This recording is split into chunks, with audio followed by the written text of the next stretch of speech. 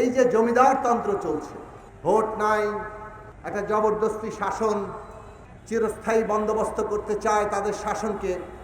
আমরা লড়াই করেছি, জনগণ গণ আন্দোলন করে, গণ অভ্যুত্থান করে এই সরকারকে বাধ্য করবে গণদাবি মানতে।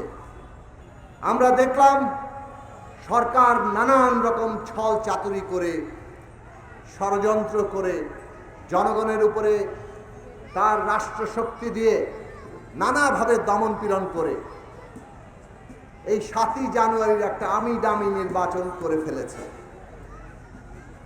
আমি দামি হয়েছে না? তারা নিজেরাই বলেছেন, খোদ প্রধানমন্ত্রী বলেছেন যে আমি সব জায়গায় দামি ক্যান্ডিডেট দেওয়ার জন্য বলে দিয়েছি। আমাদের কোনো দাবি না, কিন্তু ওনারা যা করেন নিজেরাই ইদানিংকালে বেশ ফলাও করে বলেন, সেটাই আমরা বলছি যে আমি আর দামির নির্বাচন। এই আমি দামি নির্বাচন করে ওরা এখন আবার ক্ষমতায় বসেছে। এখন বলছেন 29 সালের নির্বাচন নিয়ে কথা বলতে হবে। নির্বাচন নিয়ে নাকি এখন আর কথা বলা যাবে না। যদি আমরা মনে করি যে এই সরকার এই দেশ এবং এই জনগণের আজকে শত্রুতে পরিণত হয়েছে, এরা আমাদের অধিকার কেড়ে নিচ্ছে, এরা আমাদের দেশকে বিপদের মধ্যে ফেলছে, তাহলে আজকে আমাদের বাংলাদেশের নাগরিকদের, এই দেশের ছাত্র সমাজের আগে প্রথম লড়াইটা করা দরকার নিজের সাথে। আমাদের মধ্যে যে ভয় বাসা বেঁধেছে, এই সরকার যে ভয়ের রাজত্ব কায়েম করে আমাদের প্রত্যেকের মধ্যে একটা ভয়ের বাসা বাঁধিয়ে দিয়েছে, তার বিরুদ্ধে আমাদের লড়াই করা দরকার। আমাদের লড়াই করা দরকার। এই সরকার যত রকম বিভ্রান্তি তৈরি করেছে, আমাদের মগজ ধোলাই করে নানাভাবে আমাদেরকে বিভ্রান্ত রেখে আজকে তাদের ক্ষমতা দীর্ঘস্থায়ী করতে চাইছে, তার বিরুদ্ধে আমাদের লড়াই করা দরকার। যদি আপনি নিজের ভেতরে যে ভয় বাসা বেঁধেছে, যে বিভ্রান্তিতে আপনি আছেন, তার বিরুদ্ধে লড়াই ঠিক মতো করতে পারেন, ঠিক মতো চোখ মেলে তাকাতে পারেন, একটু সাহস করে মেরুদণ্ড সোজা করে তাকাতে পারেন, তাহলে দেখবেন চারপাশে কি ঘটছে। ওরা কিভাবে আমাদের ভোটের অধিকারটা কেড়ে নেওয়ার জন্য কত রকম ছল চাতুরির আয়োজন করে। ওরা 14 সালের 5ই জানুয়ারি নির্বাচনের আগে বলল এটা নিয়ম রক্ষার নির্বাচন, 153 জন সরকার গঠনের সংখ্যাগরিষ্ঠতা নির্বাচনের আগেই নির্বাচিত ঘোষণা করা হলো। খোদ প্রধানমন্ত্রী বললেন নিয়ম রক্ষার নির্বাচন, এটা হতে দেন, এরপরে আমরা একটা সুষ্ঠু নির্বাচন দেব। দিয়েছে? দেয় নাই।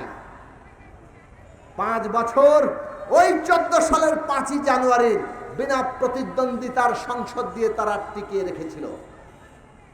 তারপরে বলে আসেন সুষ্ঠু নির্বাচন দিব, সংলাপ করেন। সবাই সংলাপে বসলেন। 18 সালে আমরা নির্বাচনে গেলাম, আমরা দেখি ওনারা নির্বাচন করতে চান না।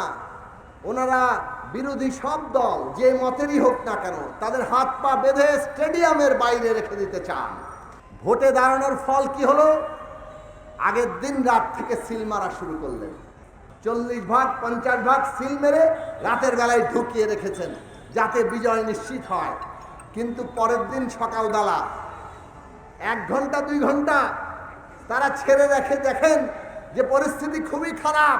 তারপরে আবার 2 ঘন্টা পরে পুরো কেন্দ্র বন্ধ করে দিলেন এবং তারপর আবারও সিল মারতে থাকলেন। দিনের বেলা উৎসব করলেন। এমনই সিল মারলেন, কোথাও কোথাও 100% ভোট পড়ে গেল। কবর থেকে উঠে এসে লোক, যিনি মৃত ব্যক্তি, তারাও ভোট দিলেন। বাংলাদেশের ইতিহাসে এত নিকৃষ্ট নির্বাচন 18 সালের আগে হয় নাই। 5 বছর আবার কাটিয়ে দিলেন। আমরা বললাম আসেন এই বন্দোবস্ত দিয়ে হবে না, নতুন বন্দোবস্ত করি, দেশটাকে গণতন্ত্রের পথে নিয়ে যাই। আপনারাও একটা বড় দল, আপনাদের দলের ঐতিহ্য আছে। কিন্তু তারা সেই পথে হাঁটলেন না। আবারও ছল চাতুরি, নানান ছল চাতুরি করে এমন পরিস্থিতি তারা তৈরি করলেন যাতে বিরোধী দল নির্বাচনে কোনোভাবে আর না আসে। কারণ 18-র অভিজ্ঞতার পরে আবার ন্যাড়াবেল তলায় যাওয়ার তো কোনো মানে হয় না। এই সুযোগে আমি দামি করে আবার তারা ক্ষমতায় বসলেন। এইবার প্রধানমন্ত্রী বললেন এই নির্বাচন নাকি বাংলাদেশের ইতিহাসে স্বর্ণাক্ষরে লেখা থাকবে।